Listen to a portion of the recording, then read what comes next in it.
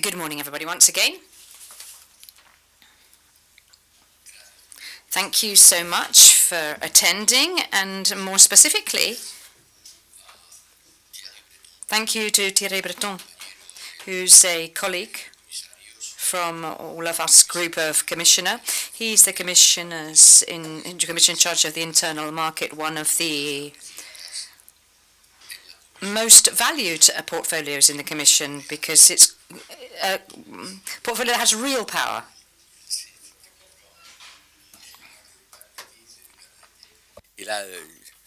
Real power, no? Others have a narrative. This is our favorite word this week. But Mr. Breton has power. That's why being Commissioner for the Internal Market is one of the most important posts within the Commission. I'd like to say thank you, really, truly thank you, Thierry, for having decided to come and spend some time with us. He arrived last night and he's going to be scooting off immediately after having taken part in this seminar. So he really has come for this. He won't have time or possibility to enjoy Santander, and you can probably imagine that coming here to then scoot off immediately afterwards is something that we should be grateful for. So thank you. Thanks so very much, Thierry. Thierry Breton is a perfect example of an electronic engineer who graduated from one of the French Grande École, who then went on to have a professional career between politics and industry. I'm not going to tell you about all of his lengthy professional career, but just to say to you that he's been CEO of Thomson Multimedia, CEO of France Telecom, the great French telecommunications company, a former monopoly, Minister for Economy, Minister for Finances, and Minister for Industry in the French government between 2005 and 2007. He's taught at Harvard University, and his most recent job was CEO of Atos, another technological company, and from that's what was his launching pad onto the European Commission. So it's really difficult to find a person who combines true, real experience in industry and digital technologies and telecommunications technologies with this kind of level of political engagement, reaching the Minister of Economics, Industry and Treasury in the French government. Thanks to people like Thierry, we got a vaccine as well, because at a time when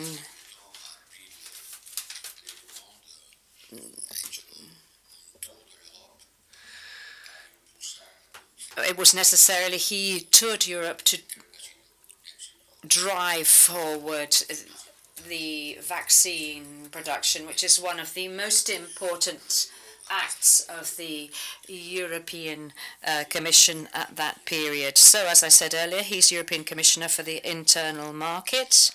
He is very active in developing what we call the digital revolution. You know that the European Commission defines itself as green and digital.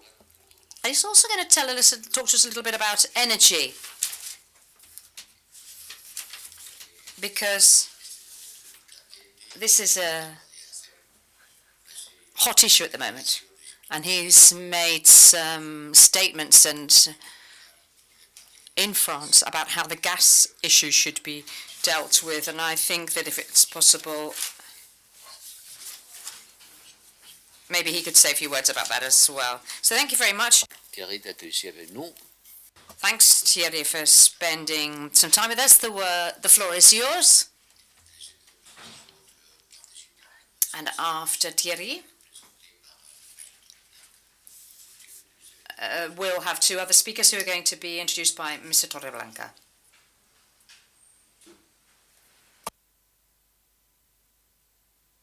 Well, I will speak in English, if it's fine with you. Oh, English? English. Okay. No, that's fine. I'm sorry not to be able to speak in Spanish, but if it's fine, I'll speak in English. And first of all, of course, I would like to thank you, Josep, for inviting me here today. It's really a great pleasure for me to be at Quo Vadis Europa. So, of course, it's true that we work together with Josep Borrell in the Commission.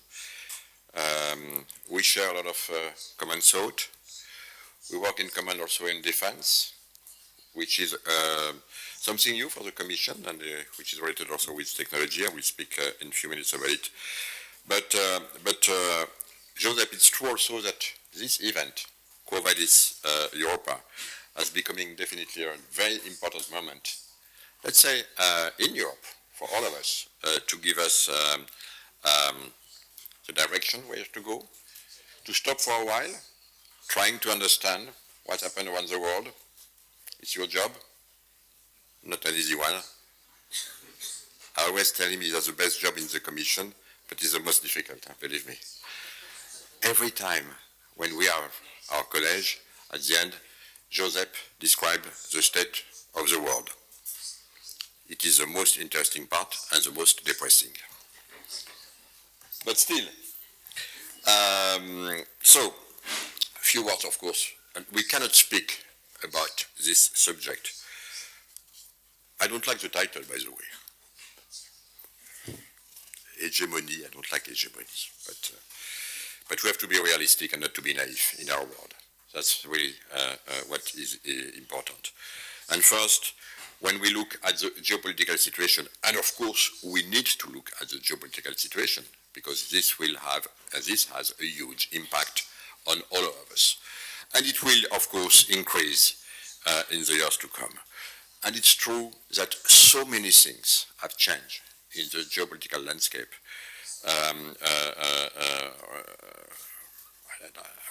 You have spoken, Josep, probably during the past 3 days, about the consequence of the Russian war in Ukraine, of course. But it started before. It started before with, let's say, the retreat from American troops from Afghanistan. It has been a big shock for us in Europe, let me tell you the truth, and changed a little bit the mindset, not a little bit, a lot of the mindset, of course, with everything which is happening in China. And you know that China is considered by us as being, let's say, systemic competitor. Hein? C'est comme ça qu'on dit, hein, Joseph, je crois. Un concurrent systémique. Competitor and partner too. Because, of course, we need to work also with China, but we are not naive here. And we know what China is doing. I don't want to speak yet on what could happen in Taiwan. This may have a big impact on the semiconductors. I will speak in a few minutes about it when we will dig in the technological landscape. But look, if we see what happened over the past 3-4 years, a lot of crises, unexpected crises, of course, we had to cope with. And in fact, some even say that we are entering into a perma-crisis era. One crisis after each other. But we learned, and we reacted. Look what happened with the pandemic. Joseph just spoke about it. When we started, believe me, it was a nightmare. And you know that, especially for us in Europe. At the end of the day, within less than 1 year, we became, for the vaccine, the pharmacy of the world. We became the first continent in terms of vaccine production. But because we have our values, and because I want to point something. We are, and that's important, the first democracy, the biggest democracy on this planet, Europe. Of course, we have India, let's put India apart, but today, with 445 million inhabitants, 1.5 more than in the United States, yes, we are the biggest democracy on this planet, based on rule of law, based on shared values. It's complex, it's difficult, it is not an easy journey, but it is our project. And it's working. And because of these values, we decided that we will keep half of the vaccines for us, and that we will send half of the vaccine produced in Europe outside to help other countries. It wasn't the case in the United States, you know that. And by the way, I discovered it myself, the hard way, with our best like-minded partner. When I have been in charge of the vaccine, you need between 400 to 500 components to make RNA vaccines. A lot of these components were manufactured in the US, in European factories belonging to European companies, but located in the US. And of course, the first day I've been assigned to this mission that Joseph just mentioned, I called my counterpart, the EU chief vaccine, and I was the US chief vaccine. I said, look, Jeff Zients, you blocked some of my components. I need my components. And he said, oh, Thierry, sorry. We have now an obligation from the White House. We will not be able to send anything outside of the United States until we get herd immunity in the US. I said, look, it's our company. It's our plans. He said, no, sorry.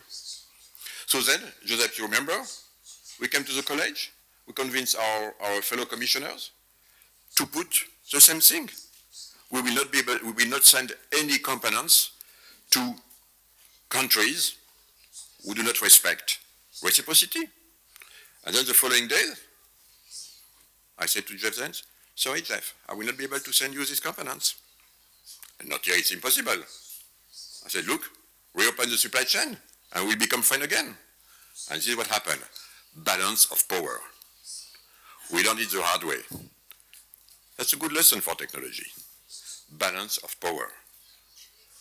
We are entering into a world where we have a new geopolitics that I called, maybe you could give me a better name, the geopolitics of supply chain. Maintaining our supply chains open. That's a new way to see globalization. Globalization will continue, but we learn it the hard way. Even with your like-minded partner, you better know where you're strong to be able to establish the right balance of power, because in rainy days, you may need it. And remember, to build a bridge, you need solid pillars. And then my job as a commissioner for internal market, for industry, and for tech is to build solid pillar in Europe. Not to do everything, but to be able to exchange, to discuss, to create a balance of power. You mentioned that I've been a CEO. When I was a CEO, and of course there is nothing comparable to be a CEO or politician or commissioner. But when I was a CEO, I was always careful not to put all the eggs in the same basket in terms of supply. And also to know that I had some areas when I was very good, so I could bargain. So nothing comparable, but still, lesson learned. The new geopolitics of supply chain, establishing balance of power to secure our supply. And by the way, second lesson learned through the vaccine crisis. We did this because of our values for the rest of the world, and we did this also with solidarity. Solidarity is the key word I think we need to keep for these introductory remarks. We did it together with all the member states. It was not easy at the beginning. We know that some member states were saying, oh, I want everything for me, including, you remember, for the mask. Huh? But then we realized that we will be able to do it because we are a continent. So solidarity is also the second key word that I want for you to keep in this discussion. Of course, if I move up, you remember Next Generation EU. We have been able then to take the decision for the first time in our history to borrow, to make sure that every single country will have the same access to financing and to be able to support the consequence of the crisis. And it has not been an easy task, but we did it. We did it with solidarity. Third point, defense. That's a subject we're working a lot together with Josep. It's true that over the past 20 years, and we know that, and we say this, Josep and myself, Europe combined spending on defense increased only by 20%, when in the US it increased by 66%. And again, we are working continent per continent now.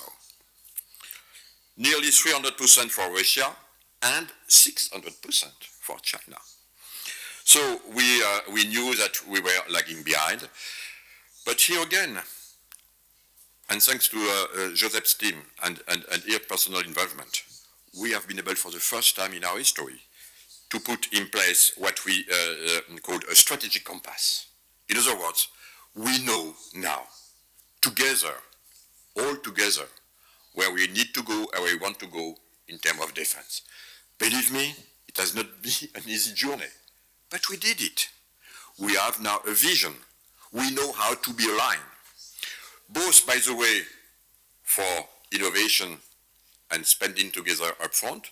This is the defense fund for the first time, and this is in my responsibility. So Joseph's responsibility was to align the vision of all the member states. Not easy, but we did it. And my responsibility is now, with the defense fund, to discuss with member states to have some specific program.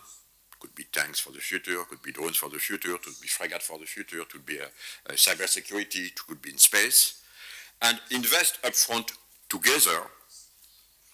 We have 7 billion, which will create 40 billion investment together, mutualize, again, to support this vision. But of course, also, nobody could have think that after this tragic war in Ukraine, that's for upfront, for downstream, we have been able to put now a proposal on the table, supported by the member states and in discussion with the Parliament, and it would be approved, I know, to buy together ammunitions and equipment, of course, because we gave, again, we decided together to give what was necessary to Ukraine to answer to their request. First time ever, including with some countries, like our friends from Germany. This has been a big move, but we did it together. But now also, we have also a tool to incentive, to buy together, to enhance our defense industry and recreate the stocks and the provision that we need to have more ammunition for us and to continue to support the war in Ukraine and the request of Volodymyr Zelensky. So that's again something that changed a lot. Of course, if we see the crisis, we can continue energy. So here, we are not naive. We know that Putin doesn't like, and I'm polite, our European project. He doesn't like it. He wants to do, and he did, all efforts to divide us. Always. Remember what happened with this terrible use of migrants in Belarus, hybrid threat? Remember what he does in space? Remember what he does in fake news? Remember what he does in spreading wrong information to destroy our democracy or to play a role in our democracy? Cambridge Analytica, consequence on Brexit. Remember how he used Sputnik? Russian Today? Remember what he does in cybersecurity? Cyber attacks? So we are not naive. And I could tell you also for the vaccine, believe me, he was trying to use Sputnik 5, trying to say to some of his, how should I phrase it, diplomatically, Joseph, best friend or friends, Angela Merkel, others in Italy or others in Hungary, stop Commissioner Breton with his vaccine. We have a fantastic Sputnik. Stop. And I received some call. Commissioner Breton. I will not tell you who called me. Huh? Maybe it will be a good idea to see if Sputnik could work. So we know how he tried to divide us.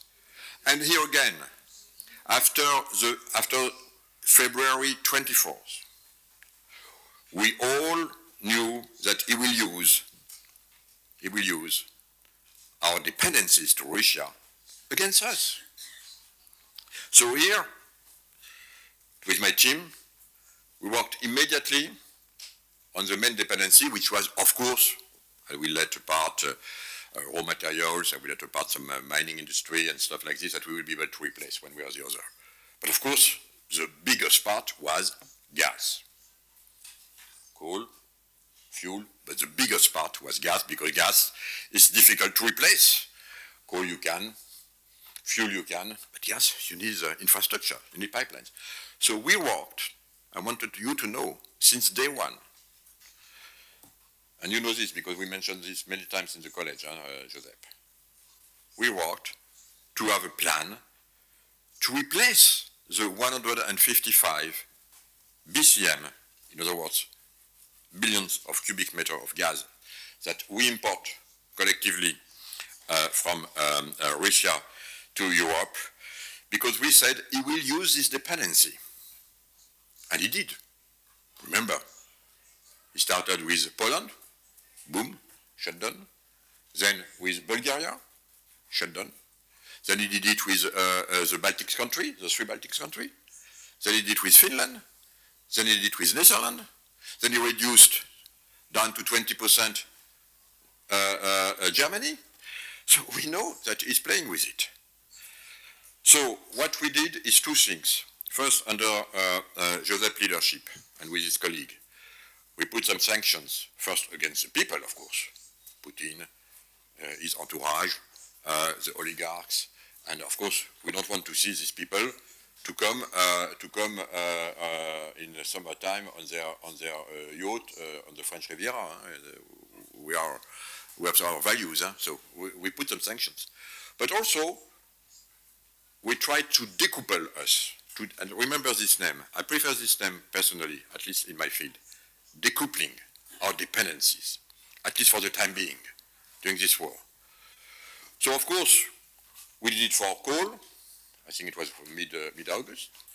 We did it for fuel, but again, we have to protect our interests too. So we did it smoothly till this end of the year, and we replace. But we didn't do it for gas, because our interest is to continue to fill up our strategic reserve from gas. But he's using it. So, one word on how I see this evolution. Remember, for us to be able to pass the winter and to be prepared for the next one, we need to see how we will be able to substitute these dependencies with other sources. And then we built a huge plan that we exchange now with every single member state. And I want to give you some ideas of what is this plan about, because you asked me to speak about it. So we have three criteria that I think it's important to have in mind. Substitution, solidarity, and sobriety. But here again, we are talking only on gas, which represents 10% of everything that we consume for our energy supply in Europe. So it's not 90%, remember the figures. I don't want to minimize it, but I just want to give you the figures. But still, it's important because some countries are more dependent than others, of course. And of course, we will have coal this winter. We will have fuel this winter. We will have kerosene this winter. We will have electricity this winter. The problem is gas. Or, if it's electricity produced by gas. So substitution first. So we use alternative sourcing. At least 50, so remember, we import 155 billion. 50 now are already secured from LNG, moving from gas, from Russian supply to LNG, mainly from the United States and Qatar. We can go probably up to 64. Then we have pipeline diversification from other parts of the world, south, east. That's another 14 BCM, notably from Norway, from gas production in Italy, Romania, Netherlands. We have also then biogas, biomethane across Europe, another 8 BCM. We are pushing very strongly because our vision, our strategy is and will remain the Green Deal. That's extremely important. We not derive 2050, zero CO2. But we need to pass these few months ahead of us. And here, of course, we will accelerate as much as we can, and we are pushing with all countries to accelerate the permits and everything to have more, let's say, green and renewable energy sources, and that's another 12 BCM that we can do. And finally, we have a lot of energy, of industry using gas. Some could use oil. So we are now discussing energy by energy, ecosystem by ecosystems, companies per companies, to see how they could replace momentarily gas per fuel, and that's another 34 BCM. I give these figures. Behind, you have a lot of course, discussions, projects going on, but at least we have the vision. That's for the substitution part. Then we are entering into the solidarity part. Solidarity means that we decided collectively that it will be good to enter winter with 80% of our strategic reserves of gas full up. Last year it was 60%. So today, I will give you the figures from yesterday evening. At the EU, we are at 76.92, almost 77, so almost 80. So we're already here. We still have 2 more months. For the EU, give you some example. France is at 90%. Germany is at 80%. Italy is important also because depending of Russian gas, you know, 79%. Spain, 82%. But of course, we will continue to do it.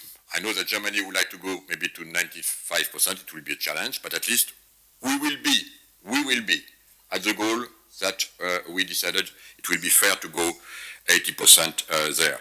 And of course then, we need to have solidarity with our strategic reserves to help countries where it will be needed.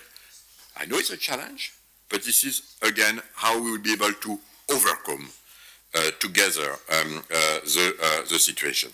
And of course we do this also with electricity, and we will do it of course now with gas. And the last S, the 3 S's, substitution, solidarity, sobriety. Of course we need to make sure that we will be more sober in energy consumption, which is good also for our Green Deal, but mainly of course for gas, because this is what we miss, and electricity. So here we have 4 BCM coming from renovating buildings. We have 10 BCMs by reducing, maybe 1-2 degrees. Some would like maybe to do 3 degrees. The temperature, somewhere at 22, maybe they will be at 20 or 19. That's another 10 BCM. That's a lot. And of course, avoiding wasted energy in administration and service sectors. Don't let the door open when you have the air conditioning or stuff like this. That's another 10 BCM. When you add all this, you are a little bit above 155. So we have a plan, Joseph. It's a challenge. It's difficult. I don't know if we will be able to overcome. But when we started the problem that we had to face and to cope with our vaccine, we did not know, but we did it. We did it. So I'm confident that we will do it again, even if it's a challenge. But what is important is that we have a plan together. So now, a few words on technology. I was a bit too long on energy, but it's important to speak about this. Of course, now, but I draw a little bit the picture. We are now in a world where what counts is continent. I mean, and this is why we are so sad for what happened with our British friends. Because, of course, you can count on this planet because you are a continent. And you know this better than everyone, of course. And it's true, of course, for all our industry, in my job. It's true for our digital policy and position. One word, for example, on we have few things that if I want to speak on digital and digital technologies, but you will speak, of course, later on and better than me. Digital, semiconductors and over, space, quantum technologies. I mean, in everything which will be key for us, and especially for our industry, what is extremely important is, of course, everybody knows that, but I want to repeat it, is data. Data is what counts in, of course, this digital transformation. What means digital transformation? Means playing, moving, creating values with data. So the way we create data is important. The way we store data is important. The way we exchange data is important. The way we understand what belongs to me, what belongs to the community is important. And this is exactly what we did since day one in the Commission, starting off our mandate, saying, look, when we speak about technology or digital technology, let's focus first on data. How do you produce data? We know, of course, on the edge, now with 5G networks, beyond 5G, 6G, and so on, we know that, of course, you need, in order to do this, you need what? Semiconductors. Because this is, of course, how you will be able to produce data, to store data, to interact, to add the software, to be able to react on real time. Right, the deployment on this. We have an IPCI for hydrogen, which is extremely important. We have a 80 project, which will be extremely important.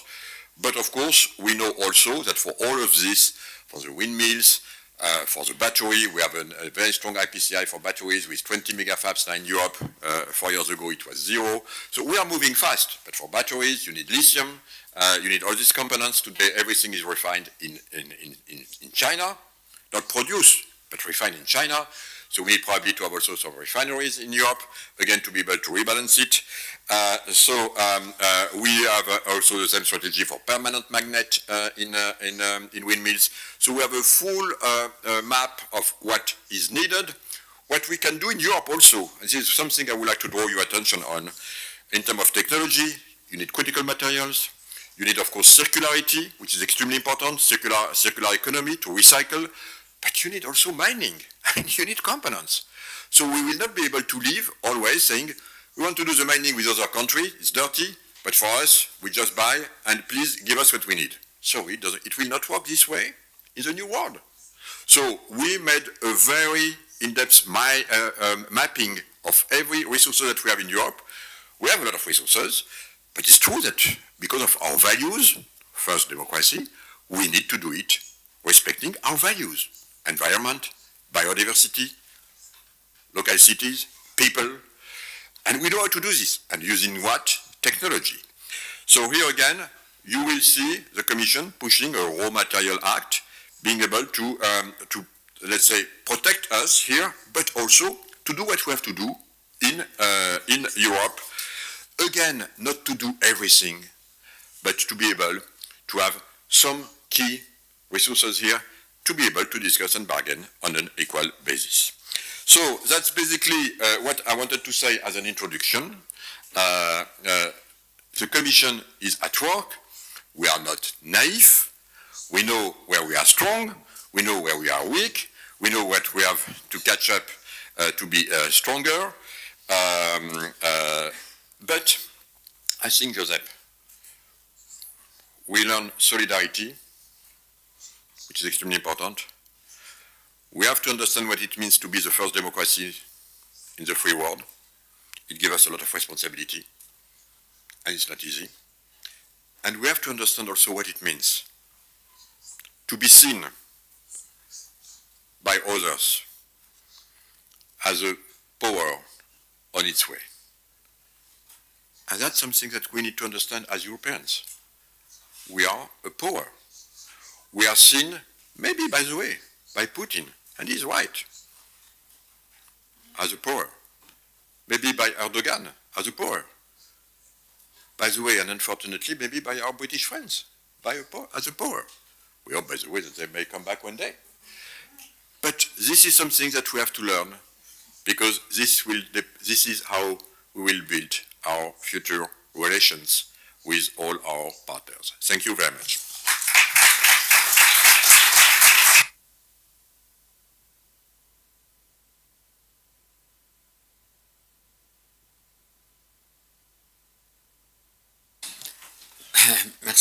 Merci Thierry pour tout. Thank you so much, Thierry.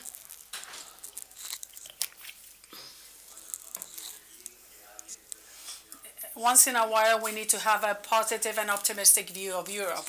So thank you for your words. Sometimes we're too self-critic, and we need to value what we do, as Thierry has done today, to explain what is happening in Europe nowadays. Look at everything we do and what our capacities are. I would like to highlight one of the things that you've said. We shouldn't do absolutely everything. We cannot be autarkic. We cannot be self-sufficient in absolutely everything, but we need to avoid excessive dependencies. We cannot delegate in others everything. We can't either do absolutely everything, nor others do everything for us. When the pandemic got here, we discovered we didn't have a gram of paracetamol being manufactured in Europe. Was when we realized that excessive dependencies were dangerous. That it's very good for the pharmaceutical industry in the rest of the world to supply us, but not to these extremes. And the new dependencies, the ones that will come with new technologies, we won't be depending on gas and coal, but where will we get lithium and other minerals that are needed for example, cell phones? What are the new dependencies is when we need to look at and avoid. So thank you so much, Thierry.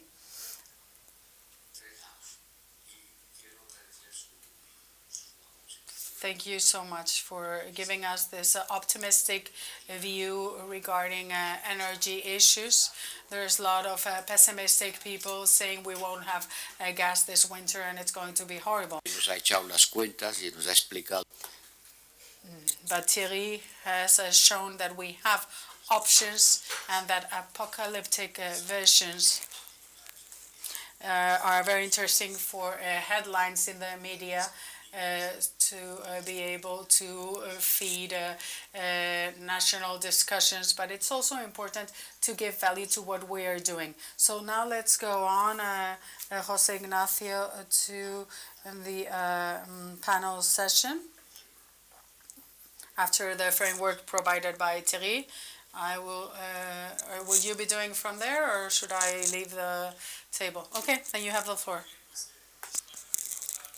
Thank you so much. We're going to start with the second part of this very interesting session. I would like to thank Commissioner Breton for his introductory words to this issue. According to your personal experience, there's a key element to the problem that we face. As you've explained, when you were CEO of Thomson, you had to bring your factories to China, and if you didn't so, then the market would punish you. Because we were living in an open globalization where we didn't care what was manufactured where. if you were able to give it at a reasonable price and in time to the consumer. So technology wasn't discussed, but it was shared welfare asset. But this world has ended. Technology, like all other interdependency elements, becomes something we fight for and something that can be used to change foreign policies, to change your values and democratic systems. And this is the system and the context that we live in. Fortunately, the EU for some time now has tried to change the way in which it does things, to stop being just a regulatory superpower, people that just passes acts, to become a geopolitical agent. And we've seen in the last years how there have been many initiatives, like the commissioner mentioned, that shows that we want to have a main role. We don't want to just be there, but we want to have something to say in this global field. We have the Trade and Technology Council with the U.S., which is a good example, a perspective of the global gateway started by the Commission, and the CHIPS Act as all the other regulations regarding data and so on and so forth. Therefore, we're in the right path. The Commission passed in 2020 a very ambitious program for digital partnerships in its digital decade, and it's developing this partnerships. There's also going to be a digital alliance with Latin America, a fundamental area regarding rare earths, and that is very important to be part of this new industrial revolution. So it's important in this discussion to have two perspectives, that of Marie Engtoft and Tyson Barker. And Marie Engtoft is Denmark's tech ambassador with responsibility for representing the Danish government to the global tech industry. She spends half her year in Silicon Valley and the other half, in theory, in Copenhagen, but probably in the rest of the world too. She comes from the World Economic Forum, and she's a person that in the World Economic Forum was heading the fourth industrial revolution issues, and that's why she works on innovation in Danish diplomacy. The Danish government has put forward the strategy for internationalization of digital issues for Europe, having a leading role last year in the Foreign Affairs Council, and all member states signed this to ask the High Representative and the Commission to develop a digital strategy. And this strategy was passed in the last council on the 18th of July 2022. Therefore, as Commissioner Breton and High Representative Borrell said, we can be optimistic regarding what is being done. And Tyson Barker is here because he can also give us a view from academia and politics, a very interesting viewpoint. He's from the U.S. and has been living in Germany for many years now. He's had responsibilities in this state of department as senior advisor in the Department for European Affairs. He has also been director for the digital program Aspen, and now he works, as I said, in Germany. And you can follow him through his foreign affairs, political, Atlantic and foreign policy. So I wanted to open this discussion with them so that they can give us a reaction to what Commissioner Breton just said, and also ask, first of all, Anne-Marie, what is your view on the digital and technology global agenda of the EU? What is the situation nowadays? What is lacking? What are the gaps? And we've heard about the contribution of the Commission. What do you believe is the contribution that member states should make? What is the role that member states need to have to be able to put this in place? And thank you for joining us. Muchísimas gracias. Thank you so much. Good morning. Thanks for the invitation to the High Representative. I'm going to carry on speaking in English because it'll be a little easier for me. To be here and to speak on this topic with a French engineer and a Spanish mathematician, because this is about technology. We witness that technology holds immense potential for radical transformation, not only of our industries, but of our society, of our ethics, of our moral, down to the very question of what does it mean to be a human being. And while we often think about technology in Silicon Valley where I live, let's not forget that Europe was the birthplace of technology. It was in Europe that we harnessed the Industrial Revolution, where we took scientific principles and created something unprecedented. It was in Europe that in 1885, Carl Benz and his wife Bertha created the car, a car that not only changed how we transport ourselves, it not only rendered the horse obsolete, it changed how we perceive distance. It changed how we perceive time. It has become to represent individual freedom. It is a story of innovation that has since transformed the world today with 1.5 billion cars now in use. Europe is also the place where we take responsibility for that innovation. And so here, 150 years later, we also recognize that there were challenges with the internal combustion engine for climate change purposes, and now Europe is leading on green tech and figuring out what is the next frontier of making sure that technology lives up to European values. And so I want to dwell a little bit on this question of what is the foreign political and geopolitical aspects of technology, because that is central to when we talk about technology hegemony. Because as technologies mature, commercialize, they have widespread adoption and use, they change not only the immediate tasks for which they were intended, but they change our systems, they change our institutions, our systems of governance, and that has now become true for both the world of diplomacy and geopolitics. So why is it that technology is a foreign political issue? For most of you, and I think for myself too, technology is with me from the moment I wake up to the moment I go to bed. And I even have a 7-month-old little baby, but still, this is spending as much time on me as my little son. It has changed the way that we communicate, how we work, how we socialize, how we find online dating, but it's also changed how systems are governed, how markets function, how democracy is exercised, and it's even changed the geopolitical waters that we're now trying to navigate as sovereign states. And this has caused new avenues for foreign policy issues to open up. Artificial intelligence, quantum computing, 6G, it's more than simply just hardware and software. These are indicators of great power politics.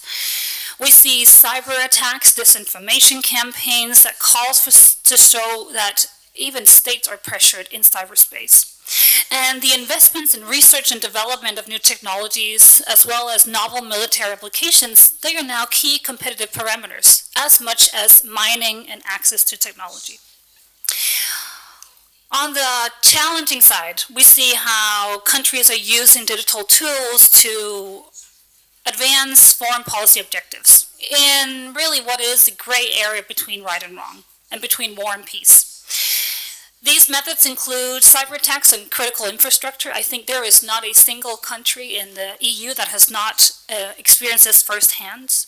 It is influence campaigns conducted through social media to undermine democracy and more fundamentally undermining our belief in what is true. It is also new technologies that provide authoritarian regimes with new opportunities for digital surveillance, behavior control, oppression, and censorship, and are used in targeting their own citizens.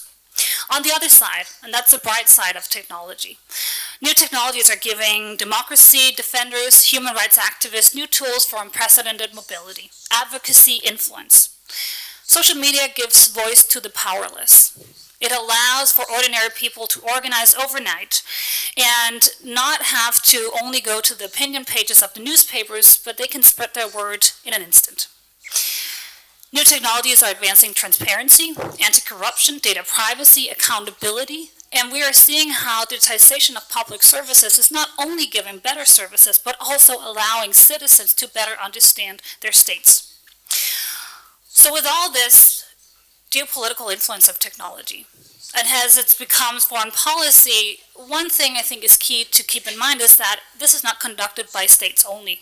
On the contrary, in the 21st century, new players have stepped up on the task. These are the ones that are driving these changes. It's tech companies such as Google, Meta, Amazon, Tencent, ByteDance, European companies as well. They now have the size and the influence that surpasses that of many of the states that we're seeing and dealing with today. So they have unprecedented influence in our lives. And through the corporate decisions that they are taking, they are dictating not only the lives of us as individuals, but of our society and democracy. And that is when they de facto become foreign policy actors. Not least when we look at what's happening in the past 6 months in Ukraine, this casting as foreign policy protagonists has really become evident. And whether large tech companies want this or not, they have found themselves squeezed between freedom of speech principles and European political pressure for censoring Russian propaganda and protecting Western democracies. Before Ukraine, it was possible for tech companies naively and maybe arrogantly to say, look, we're just a neutral platform. I think that time is over. I think with Ukraine, we've now seen that there is a right and a wrong, and this is the opportunity and the moment to be on the right side of history, not the wrong one, even as a large tech company. So as private tech companies are really moving to the fore and becoming de facto people, institutions who are leading our foreign policy, we as states, as institutions at Europe, we need to deal with these companies in a new way. And that is why Denmark elevated technology to a foreign and security political issue back in 2017 and appointed the first tech ambassador. I am lucky to be the second tech ambassador, so having a little bit to learn from. And the key challenge and the key task that I have is exactly to Commissioner Breton's, I think, great point, that tech hegemony should not be left to companies. It is up to countries to decide. And in this balance of power, right now there's asymmetry between states on the one side and large tech companies on the other side. And if we are to outbalance that asymmetry and making sure that it is democratic states who set the rules and the framework for how we go forward, we need a new type of diplomacy and we need a new strategic approach to this. So just in short, what is the vision for the EU on this? The EU has strong regulatory efforts on technology and digitization, but these must be out in the world by design rather than by default. The EU should actively promote a human rights-based vision for digitization, one that is really thinking about humans first before technology. And we should be an international, not only standard setter, but norm setter. One that is helping not only the 27 member states, but the world embracing human-centered digitalization and technology. That's why Denmark has been, for the past year, advocating and working closely with the EAS on a cohesive European digital diplomacy strategy. One that elevates the amazing efforts that is taking place within the Union's borders, but at the same time is creating a stronger Europe on these issues outside of the region. I believe that the EU can play a leading role in shaping a responsible, a democratic, and a secure digital future that delivers solutions to the world's greatest challenges. And I want to mention 5 key elements in doing so. 1, building international digital partnership together with like-minded countries and allies, together to address the security political implications. International digital partnerships is absolutely key, and the EU has already started this endeavor. I think we need to think about this as a big tent approach, not only as the 27 democracies that is in the EU, but with like-minded partners around, and building robustness regardless of what the administrations look like in those partnerships. Secondly, championing global digital rules that build on human rights, democratic principles, and the rule of law. It is interesting that we here in 2022 talk about democracy as something to once again fight for, but unfortunately, for the first time in my lifetime, we're seeing a decline of democracies globally. Less and less people are living in democracies, and we see more and more countries on the cusp of democracy, unfortunately, choosing the wrong path. That is why championing democracy in digital governance is not only a nice to, but a need to. We want to preserve what is really the foundation of the EU and what we've been fighting for in the 20th century. Thirdly, it's about strengthening tech innovation across Europe. as we all know, the referee does not win the game. In order to win the game, you also need to be a player. This is about recognizing that we have an amazing industrial base in Europe. We also know that most innovation and disruption don't come from the traditional players. So how do we continue to support startups? And while it is almost my great pleasure of welcoming wonderful European startups in California, I wish that they would stay in Europe and scale up here. Fourth, it is about making technology support the EU's security. This is about working with like-minded partners. I think there is, you probably discussed this at length this week already, but the security political aspects of technology have never been more present.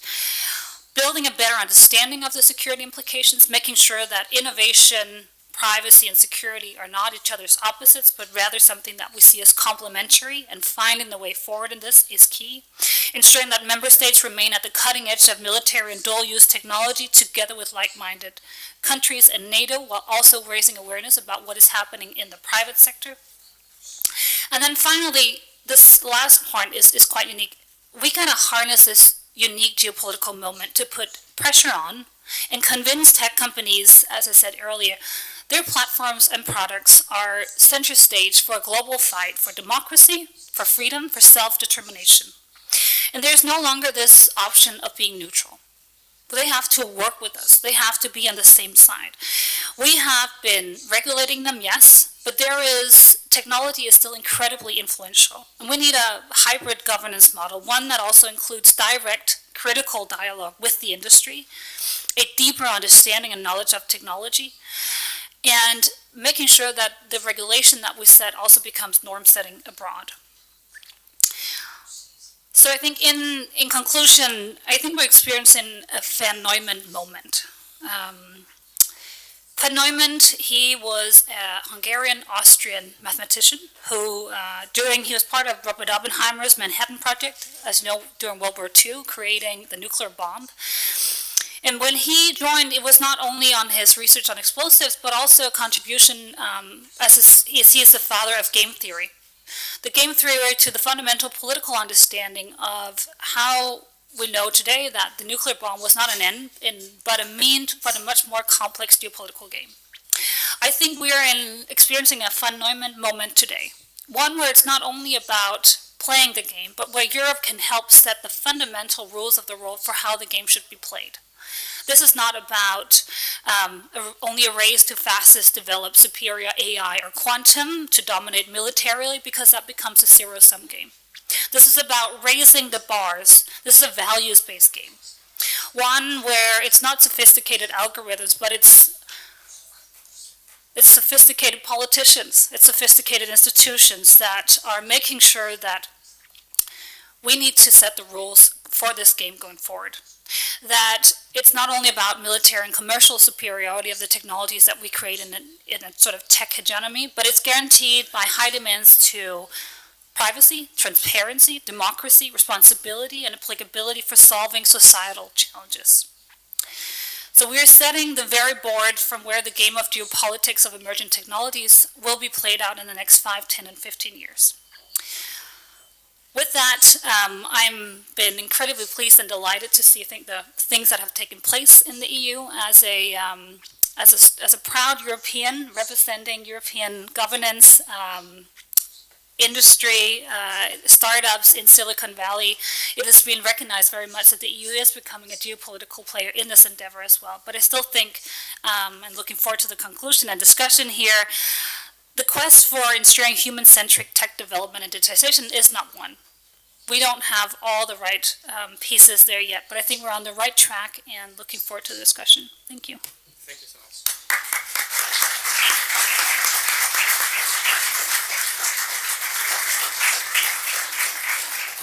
Muchas gracias, Anne-Marie. Thank you so much, Anne-Marie. I'm now going to ask Tyson Barker to ask him, because as we put up on the title of this session, retweets is not endorsement.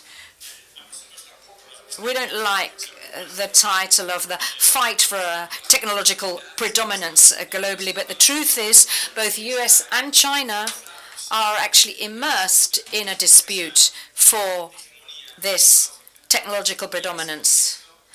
And it's in this setting I'd like to ask you, Tyson, what or how do you regard the role of Europe and the EU? Is there space for the EU, or are there only just two models, the Chinese and the US model? And our lives are going to be a bit difficult. How can we agree with the US, and you're a specialist in transatlantic relations? To what extent should we agree with them, and to what extent legitimately should we make a difference, and to what extent are there different ways of doing the same things, but we don't want to just join automatically and uncritically the US model? Where are the limits to cooperation? And maybe conflict, or not conflict so much, but dissent. I prefer that. It's a less strong word. Thank you so much for the invitation. It's really a pleasure to be here in Spain. I am a great admirer of Alexis de Tocqueville. He is a French philosopher and journeyman who spent a lot of time in the United States in the 19th century, and I think he did a better job than anybody at explaining the US to Americans themselves.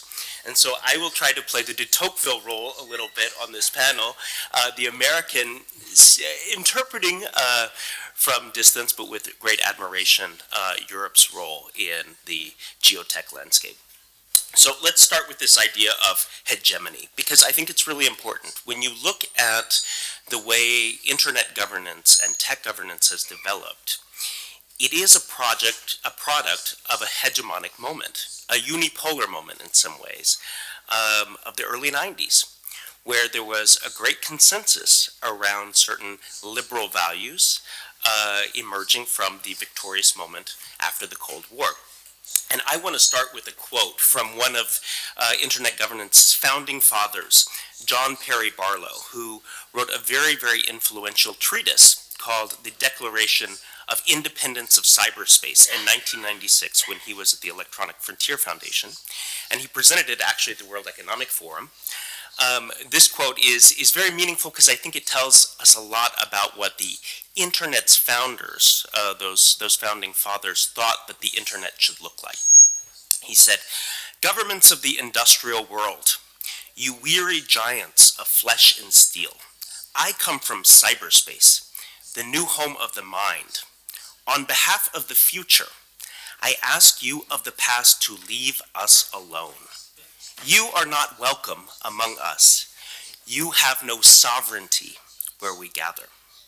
And of course, this is a reflection of a worldview at the time, a light state touch, openness, that the state was rescinding, and that a kind of multi-stakeholder consensus-based form of governance was emerging, where technological expertise rather than ideology would lead.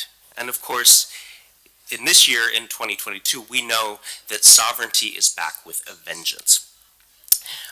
And the question of contested sovereignty online and in the tech space is really a driver for geopolitics today. I think the best thing that captures this, not just in the technological domain, but just in general domains, is an idea of connectivity itself. We are experiencing multiple connectivity crises right now, where flows, hubs, critical nodes, and choke points are becoming the dimension of power, of geopolitical power, between state and other actors. There are a couple of academics in the United States, Abe Newman and Henry Farrell, who call this weaponized interdependence. And I think if you think about different areas, we see this everywhere in geopolitics today. In energy and climate change, clearly Russia's role in cutting off LNG flows to Europe is a choke point that they're trying to use for geopolitical aims. But the same is true in climate change, where systemic actors are sometimes dragging their feet, including the United States, but also other players.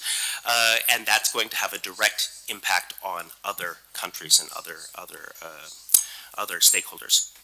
Financial market connectivity. The liberalization of capital flows has led to capital movements which have created asset bubbles that can be weaponized and retracted. We're seeing that in some cases today.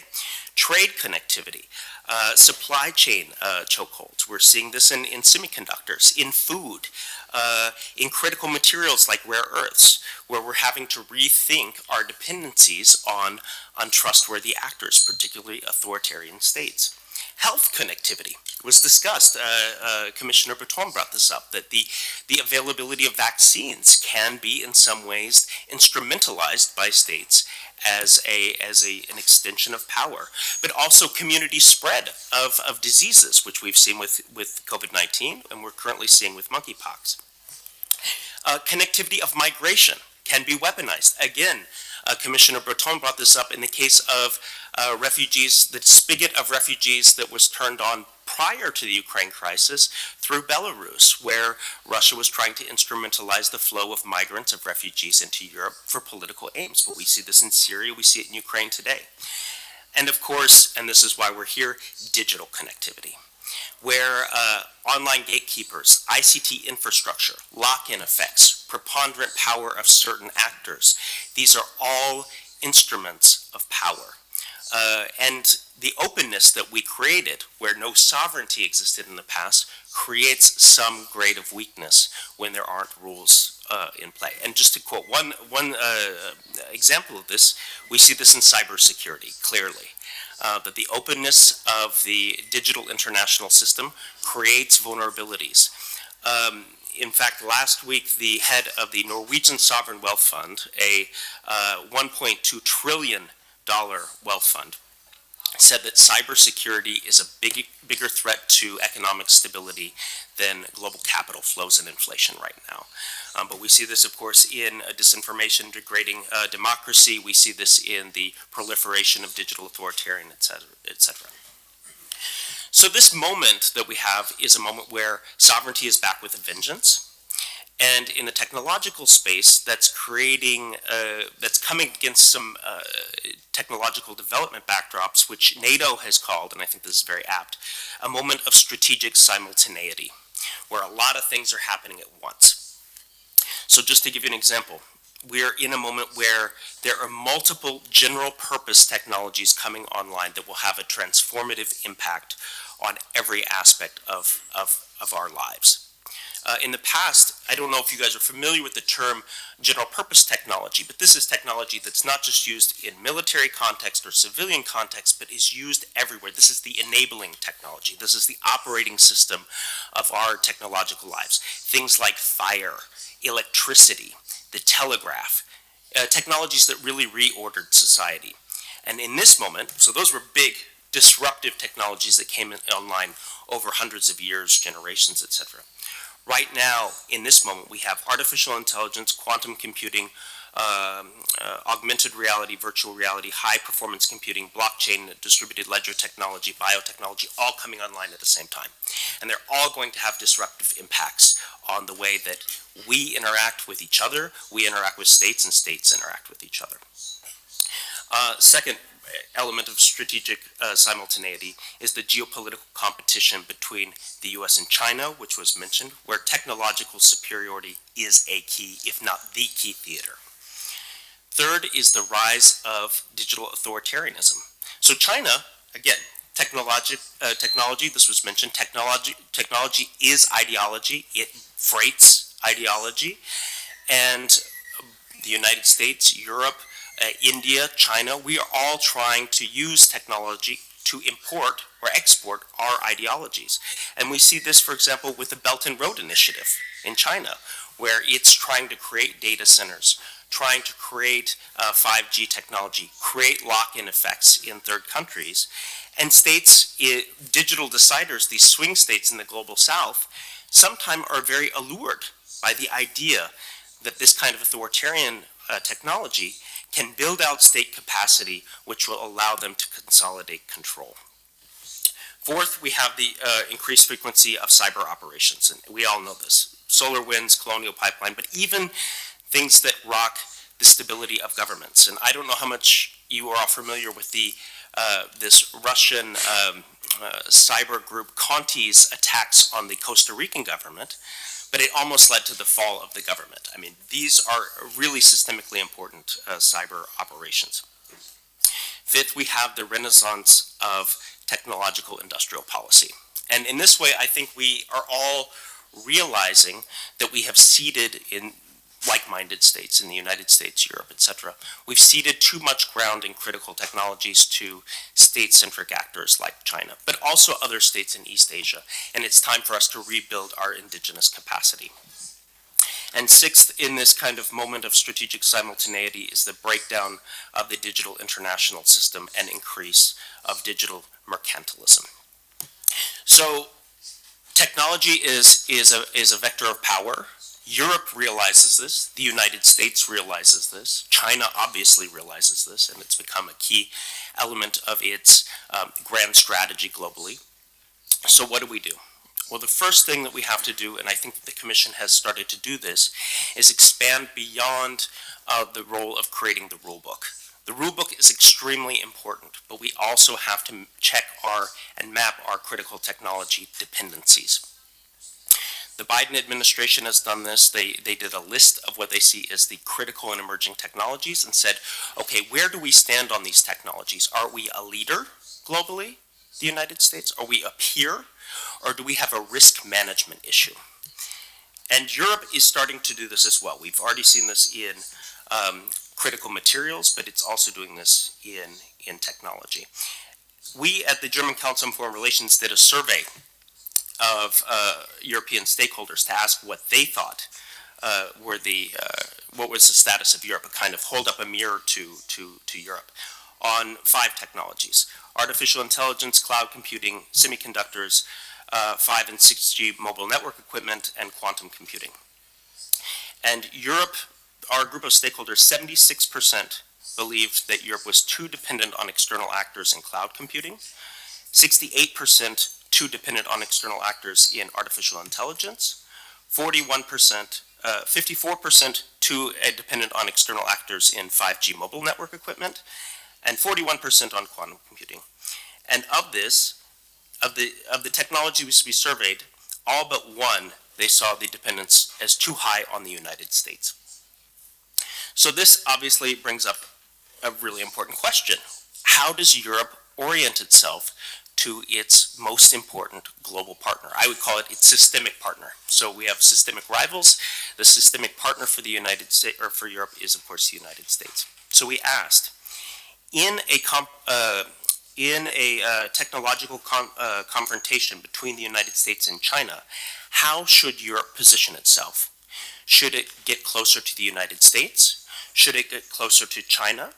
Or should it pursue a third way? And the results were quite interesting. Of the people we surveyed, and we surveyed hundreds of people who are experts in this area, many multi-stakeholders, private sector, commission officials, elected officials, etc. Nobody said that Europe should get closer to China. 0. Not one person. 46% said that Europe should orient itself to the United States, and 54% said that Europe should pursue an independent path.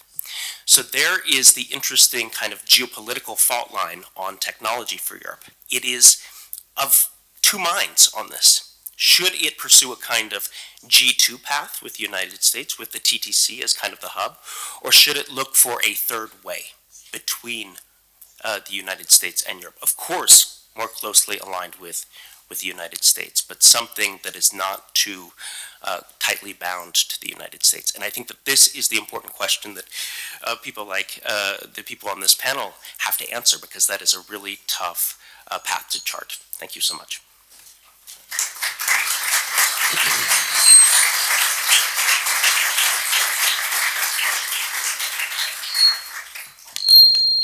A lot of questions, huh? Yeah, a lot of questions. Thierry, do you want to say something? But maybe you want to start? Yes, say something about... Well, first, maybe we put this here. Many things to say. And by the way, from both from Anne-Marie and from Tyson. I like Anne-Marie when presentation, especially when you said your 5 recommendations, which join a little bit your main concern, Tyson. The first one was partnership with our like-minded partners. Partnership with our like-minded partners. Tyson, could you explain to me what is a like-minded partner? Could you explain this to me? Because you know, I worked all my life in the United States, and I saw the US were our like-minded partners.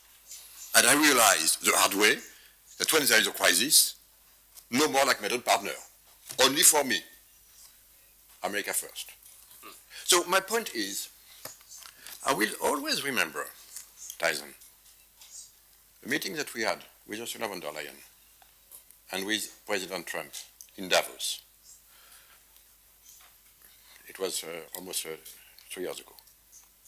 And President Trump said to us, we were 4 of us, with our former colleague Phil Hogan. He said, look, you need to pay what we owe us. We will leave NATO. We don't want to stay in NATO. It doesn't work. He says this to us. Like-minded partner. Like-minded partner of yesterday will be a like-minded partner of tomorrow. Big question for us. Because at the end of the day, we are responsible for the security and the well-being of 445 million inhabitants, our fellow citizens. All my life, I worked in technology. So I know that in technology, nothing is more important but partnerships. But look, 54% in your poll of our EU fellow citizens said we need to do it as much as we can on our own. Why? We all love the United States, me first. But is it a trustable partner?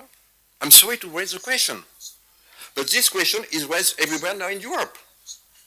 And especially after what happened in Afghanistan, after what happened in the vaccine. Personally, I worked as much as I can to increase the partnership. But sometimes I realize that it's my duty and my responsibility to make sure that whatever could happen, we need to be able to continue to work without being too dependent. So that's why it's really complex. I mean, it's a little bit, how should I phrase it? I don't want to be let's say, provocative, but it is a little bit too academic. The reality is not like this. The reality is when your friend Jeff Zane say, Thierry, sorry, but your factory is here in the United States. No, it's for us. But you know, I had the same story also with our Chinese systemic rival, not systemic partner, and I like the systemic partner and systemic rival. When I had to call in March 2020 the Minister of Trade of China because he was blocking some mask production in our Chinese-owned manufacturing in China, in the Pearl Detroit River. He blocked it. So I called him and he said, oh, sorry, Mr. Commissioner, but you know, we are in a crisis.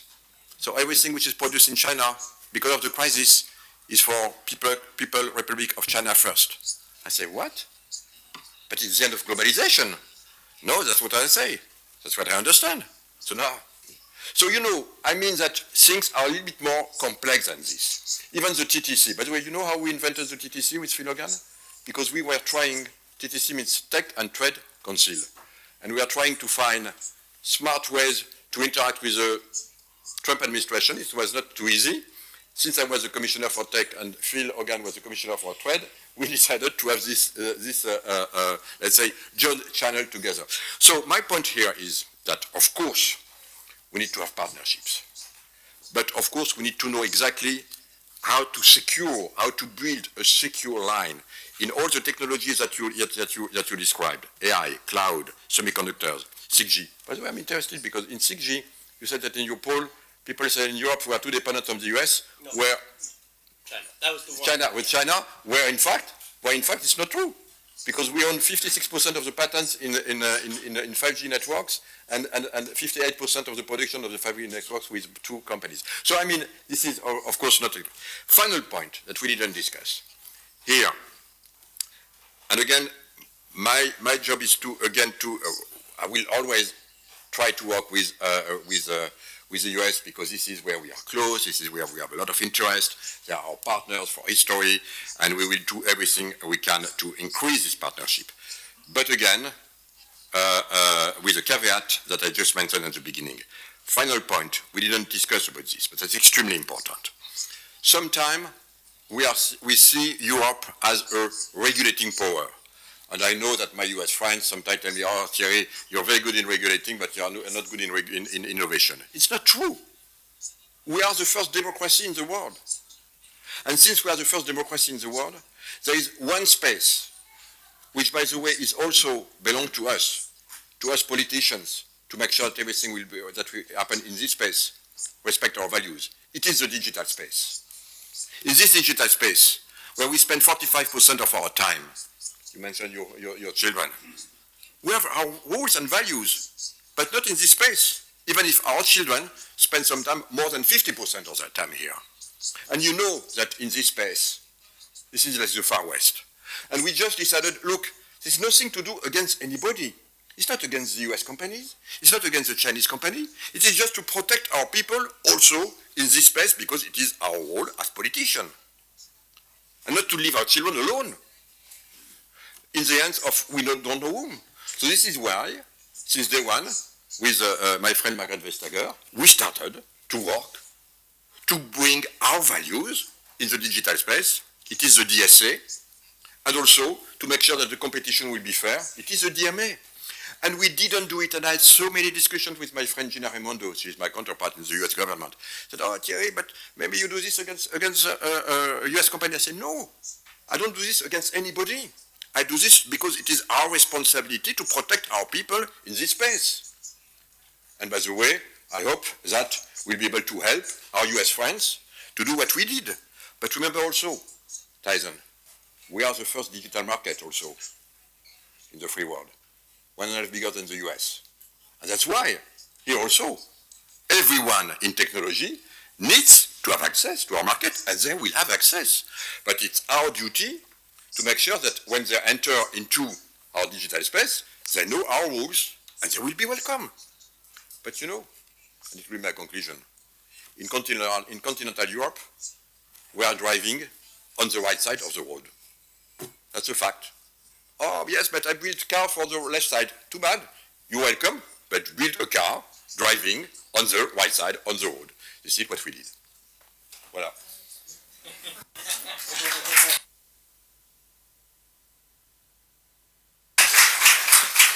Go ahead, Tyson, and then, you know, we will move to Anne-Marie, but of course to... Sure. First of all, we also in the United States also drive on the right side of the road, so we're definitely on the same page on that one. I mean, I think you bring up a good point, and this has been brought up again and again. There's a misperception that Europe doesn't have innovation, and even if you look at the genesis of the internet that we know, the TCP/IP, the Internet Protocol, of course, was invented in California and developed in California, but the World Wide Web was developed at CERN. So there's a complementarity, there's a kind of interdependence, a transatlantic interdependence that has driven digital technology, ICT technology from the very beginning. I understand the concern on the like-minded question, and that's a really slippery term that we hear a lot in tech diplomacy is, oh, we got to work with our like-minded states. Well, what is a like-minded state? Is that a democracy? Does that mean we should be working more with India, with Brazil? Of course we want to, but they don't always share the view that Europe has, for example, or even the United States in Europe, or the G7. Does that mean working with a state like Vietnam, which might believe in a rules-based order, but is clearly not a democracy? I think that the ambiguity in that term is one of the reasons why it's often used. But between the relationship between the United States and Europe, this is why this moment in particular with the Biden administration is so crucial, because Europe has a willing partner. No administration perhaps ever, definitely not the Obama administration, which I worked in, has invested so much in elevating its relationship with the EU. None. And in particular on the trade and tech front, through the Trade and Technology Council, but in other areas as well, the Declaration on the Future of the Internet, negotiating a successor agreement to Privacy Shield, et cetera, et cetera. And I think that for the for the Biden people, what they want to see in the kind of spirit of a foreign policy for the middle class is this approach to working with like-minded partners that share those values yields dividends on both sides.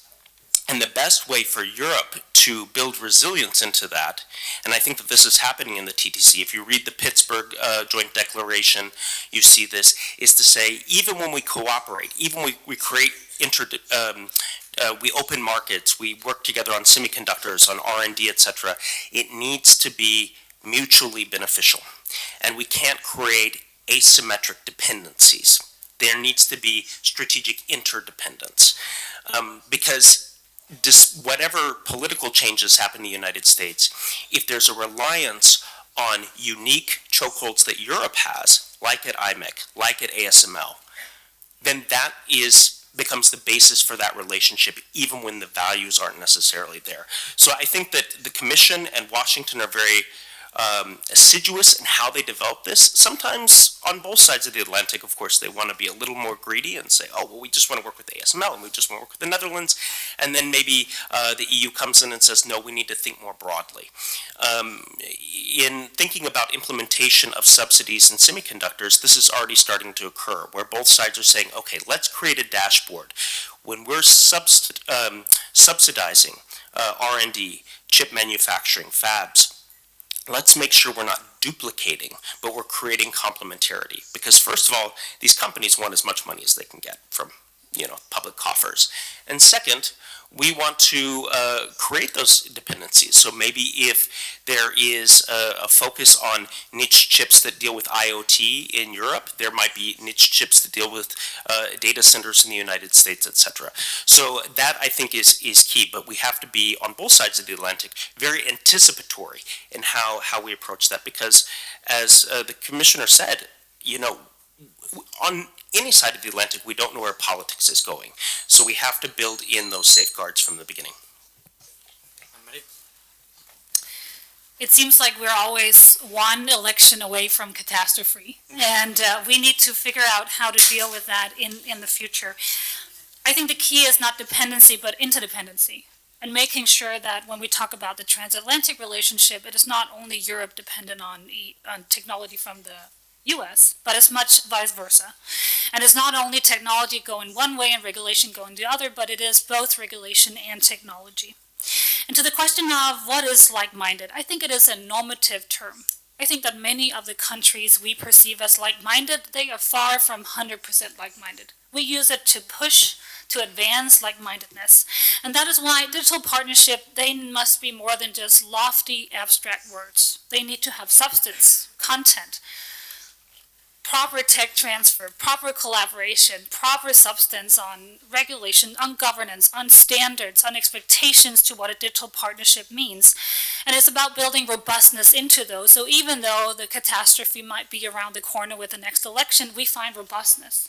And I'm always encouraged by thinking that the TTC discussions, as I understand, they actually started during the previous administration. I think a lot of their success now has been partly because of probably current administration, but looking towards building robustness also in those critical conversations and relationships. And I think on the transatlantic piece, recently, the last 6 months, we're also seeing what the U.S. have been doing in Europe and a sort of great undertaking and collaboration in securing and supporting Ukraine. And so thinking through how does that, at times challenging, but an incredibly important relationship look going forward. I think member states is key in that as well. And you asked that question in the beginning, what can member states do? I think with a strong and clear vision that the Commission and then the EAS is putting out also for digital diplomacy, for the Europe as a strong tech region, for tech hegemony, let member states not only support that, but actively play into that. So with our bilateral relationship as member states with other countries and like-minded partners, we support not only sovereign interests, but also an EU interest and an EU narrative. And that's why the questions around the broader visions for what the Europe should be, is right now, is so important. Maybe just to add one point, and I think it's, what you said is very important, and I really agree with what you said. We have a very strong willingness and very good cooperation with the Biden administration. But it's true, Tyson, that it really started after the Afghanistan withdrawal and after AUKUS. Before, we had the feeling that Europe was not exactly on the radar screen. So we have to be honest. We have been vocal, saying, hey, we exist. Don't forget your partners. Don't forget your like-minded partner when you decide to exit a country where we all were together. But that's history. Now, be realistic. It's true that we are working extremely well with a very, very good spirit. There's only one caveat that I would like to say. We are talking a lot of TTC. I just told you how the TTC has been created and how it has been, that's for history records, how it has been reactivated. When Joe Biden decided to come, and we are very happy to invite him in Brussels, you remember you were here to welcome with Ursula von der Leyen, Joseph. We said, oh, what can we do to start again a new cooperation? And we said, hey, here we have the TTC that we started with Trump administration. Oh, what is this? Oh, very good. Tech and trade. But why don't we reactivate it? And we did. And I think it was a very smart idea. But there is a but. Today we don't have still good enough, because I'm very pragmatical. I need results. We don't have yet enough results from the TTC. I should be honest. And we all know that. And we should avoid to use tech against trade. And sometimes I see in the administration, oh, it's good, I could then bargain. I give you some trade, but give me some tech. We know our friends, and we know how we are. That's life. So that's why I think it's extremely important in the TTC to maintain the tech channel, to do exactly what you said, in a balanced way, to do what you do this, we do this, how do you spend, and we are very transparent. And also, in parallel, the trade, which is extremely important, but not mix the two parallels. They should stay in parallel. They should not interconnect, because then you could have electricity. That's a very good explanation. I wanted maybe to put on the table two topics we've been discussing the days before, and that we will be discussing also this afternoon. On the context, for example, the first one is the defense industry and the defense field. The High Rep discussed this issue on Monday and Tuesday, and of course, you're very welcome to comment on that. But I wanted to ask Commissioner Breton, in the light of the increase of budgets, military budgets in Europe, for example, I think there is one element which focuses very well the discussion, which is the decision by some countries to buy F-35s, right? Which is a technology that maybe, seeing the state of the Russian army and the Russian Air Force, we don't even need, because the Russian Air Force is not being able to defeat the Ukrainian Air Force, right? But do you see an issue in the way this military expenditure is being dealt with, that will help or not Europe to attain this, of course, sovereignty? And also, what are the plans, and how do you plan to convince, if so the case, member states that this is the moment?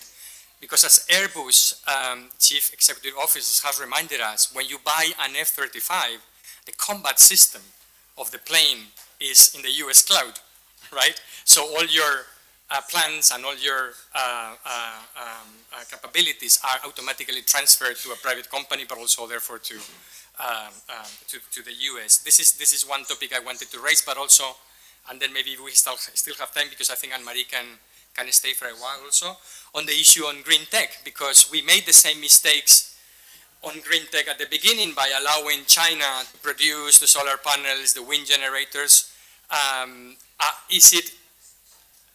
So it would be a great paradox that we escape the dependency on fossil fuels and the geopolitics of fossil fuels in order to start a dependency on Chinese green tech technologies, raw materials, and everything. So maybe if you could comment on first, maybe on this one thing, if there are reactions from the panel, and then maybe we can move to green tech. So please, defense industry and the opportunity that we have now. No, I don't want to be too long, but it is true that, by the way, and Marie mentioned it when we said using technology to support defense, and she was absolutely right. But it's true that we have to avoid that member states will not use the very strong and expected increase in their defense budget not to increase our defense industry. But let's be honest. First, I don't want to comment too much the F-35 because it is a decision from the past. It was the end of this decision. We know why the German government decided to take F-35s because they needed, we know their position with the nuclear weapons, and they needed to be compatible with the NATO obligation and so on. So it was the only aircraft to fulfill this. So I don't want to. I mean, we need to see the true reasons. And sometimes I know that you should. You want to have a European industry, but they buy F-35. Again, we know exactly why, and I'm not the one we will criticize this decision because again of the position of Germany and their obligations regarding NATO. But since we speak about obligation, we all have committed, member of NATO, to spend, I think, at least 2% of our GDP in defense, Josep. And how many times the High Representative mentioned this to the Minister of Defense in the past 3 years? Finally, maybe because of the geopolitical event and because of Putin's decision, finally, even countries being extremely reluctant, like for example Germany, but not only, decided to move from 1% to 2%. And by the way, it means that, just to give you an idea, if any European countries have done their jobs or their commitment, we will then invest, since the beginning of this century, 1.3 trillion more in defense, and we will be elsewhere. Just to tell you. And by the way, I don't want to blame anyone, especially coming from the country I'm coming, where we spend probably too much versus our capacity, and the debt is increasing high. But it's true that it's probably more easy to be a good student when you don't spend what you have to spend to protect yourself than vice versa. Because if the good students, or so-called frugal, will have spent what they had to spend, they will not be exactly at the same level of debt, and they could speak a little bit differently. We need to speak together and not to be against each other. Just en passant. Huh? Now, coming back on defense spending, you are absolutely right. This is the moment for Europe. We all realize that we need to spend more, but we need to spend better. And this is where the Commission immediately, after these announcements, took the decision to propose a new act where member states, if they buy together ammunition, resources, procurements, if they, four of them buy together, then we will be able to put some money on top of it to support this. And I think it is a very important movement to answer, because this is a very strong incentive.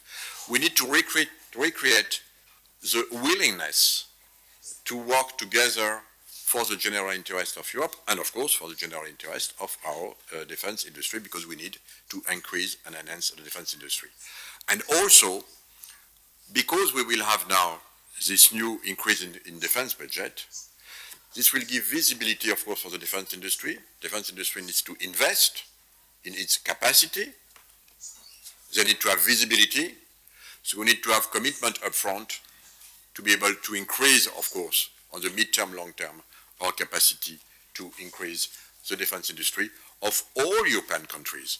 And that's extremely important in all our projects. 30% at least should come from SMEs, at least 4 different countries, to make sure that it's not only the 2 or 3 biggest usual suspects who could benefit from it. We want to have an affectio societatis with defense with every single member state. So that's how we start to answer it. We will work again, now that's a pilot, we will work again with a more global and advanced project probably at the end of this year. But this is how we tried to react together to answer to your question. Thank you. If you want to follow up on this, I don't know whether Mr. Borrell wants to follow on the defense point. Okay, you want to say? Yeah, sorry. La autonomía. Well, regarding autonomy, we cannot pretend to have strategic autonomy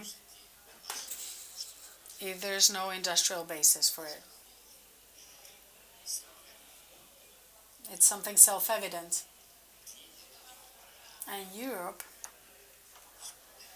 has element to have industrial capacities, but they are present in different countries. They compete amongst themselves instead of cooperating. We've cooperated in civil aeronautics, but we haven't been able to do so in military aeronautics, to give you one example. The example of Airbus, which is a story of success that should be used to foster,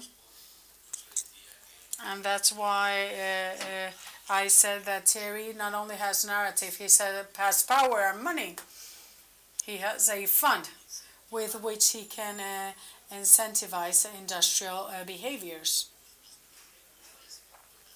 Because those that have an industry or lead an industry have a balance sheet, and financial incentive is very important. The U.S. incentivizes its defense industry in a massive manner. We don't do the same thing, or maybe we do it in a way that we give money to industries in different countries and don't really create a joint movement. And of course it's complex because defense, it's a power of each of the countries. So sometimes there's a reluctance to have capacity pools. And as there is a reluctance, we need to promote it. And to be able to promote it, we need resources. And that is the main role that the European Fund for Defense will have. And we will have incentives for joint procurements together with the European Defense Agency. But let's see what we can achieve with this. In any case, technology has always led the world, and specifically the world of war, because war is carried out with weapons, and weapons are manufactured with technology. We conquered South America not because we were more courageous, but because we had steel and weapons. And nowadays, disruptive technologies in the military sphere are the ones that will be deciding on hegemonies, and we have to be very present, and we need to be aware of what these disruptive technologies are. There are still 5 more minutes, or 10, so that our guest doesn't miss his plane.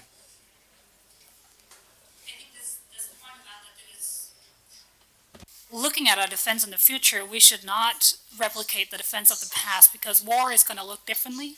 Deterrence in this world that we're looking into is going to be not only mastering tanks and boots in the ground, but it is AI, quantum, drones, all of these new technologies, and using them in a military capacity. So I think to that point, one, working with the tech industry in Europe, particularly those that are dual use. Most of them see themselves as civic tech companies, but their technologies can be used also for dual use, and making them sure that they also see that part as European defense and part of a European defense industry. looking at the majority of the technology in the iPhone, it was not developed by Apple, but by NASA and the US military.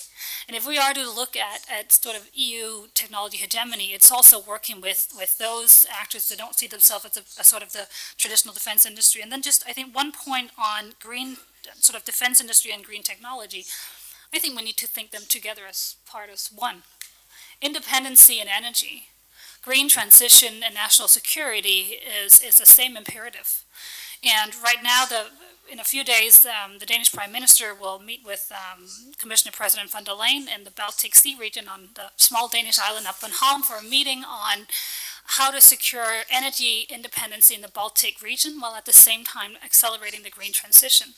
And I think Europe can be the place of thinking through strategically, how do we advance defense and ultimately supporting and strengthening and defending our freedom, our interest, our self-sovereignty, while at the same time accelerating and using this huge investment that's being undertaken in Europe right now for green transition, green technologies, civic technologies that we can use also for other purposes.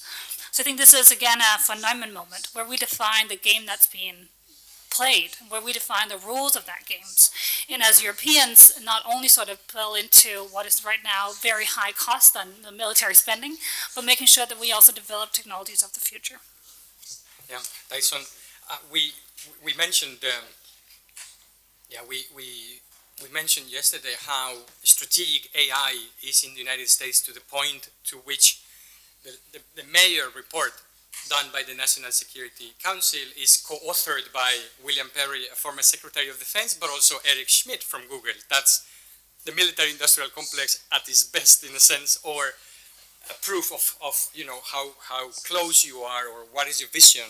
So please comment also on this, you know.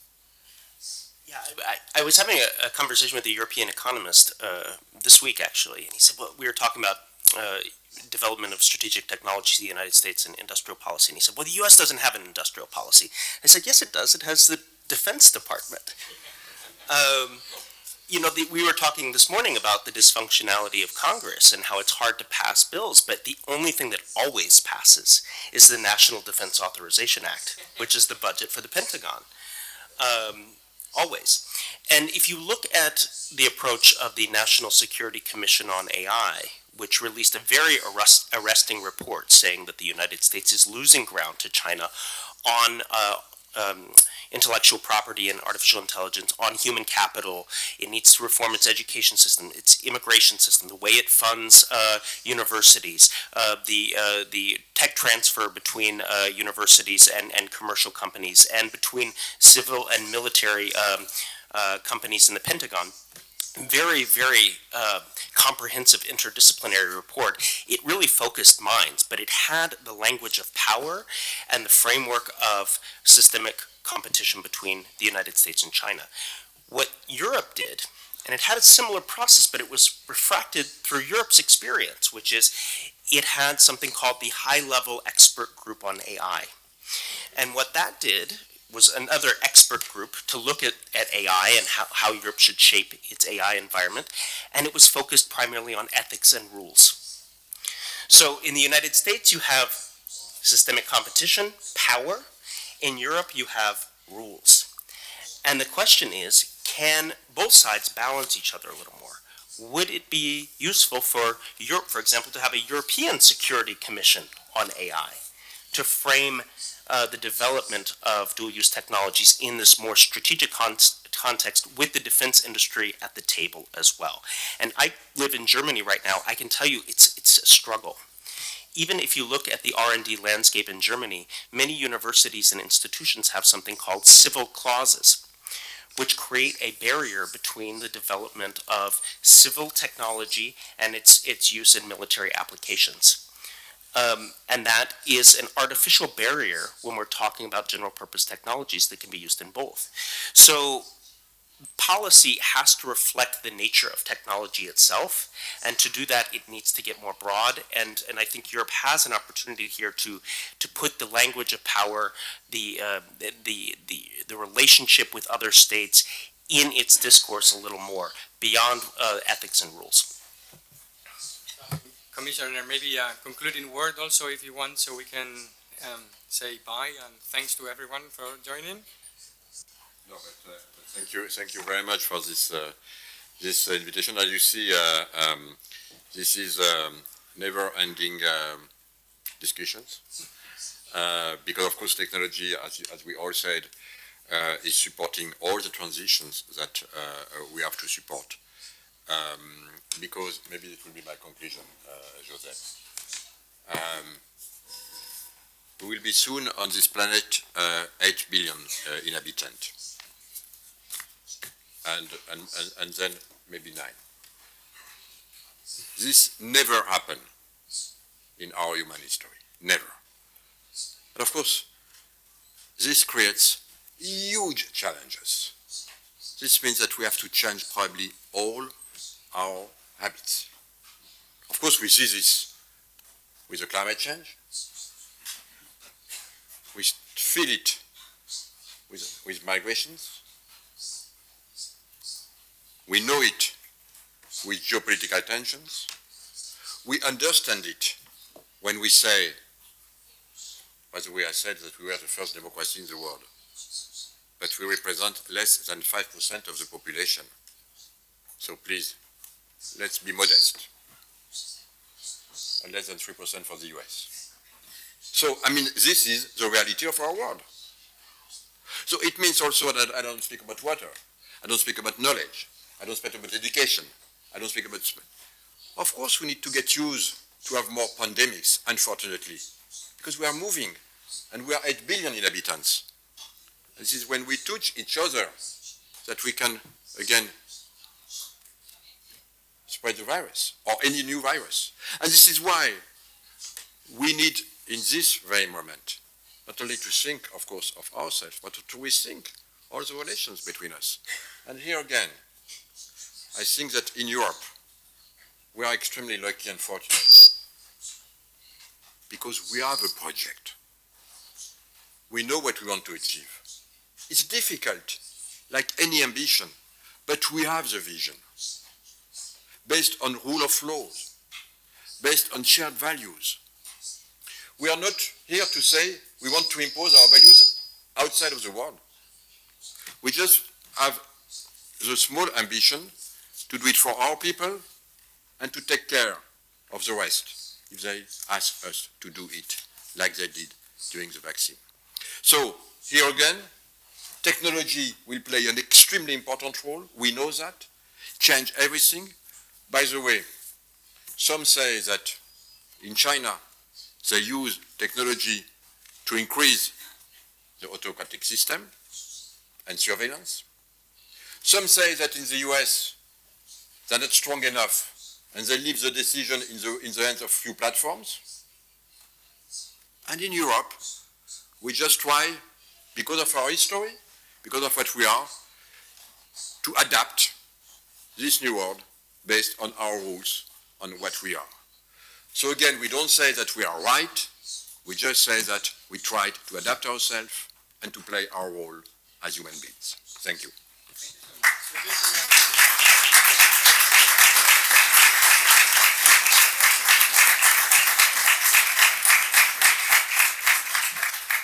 Thank you everybody for this excellent panel. Thank you so much. Thank you, Thierry. Thank you to all of you. Many questions. The answers will come. ¿Quieres dar una palabra? Do you want to control who talks and who doesn't? Do you want to do the mic control here? If Thierry has to leave, let him leave, but I think the floor we need to give to the public, if anybody's asked for it. Let's get some questions collected up. There's one here in the front, and please control the microphone. I'm a senator. Just very quickly, in the 90s, Europe did have relevance digitally in that it dominated 2G, 3G. And there was a frontline manufacturer of terminals, Nokia, called Nokia, and in Europe 30% of semiconductors of the world were manufactured.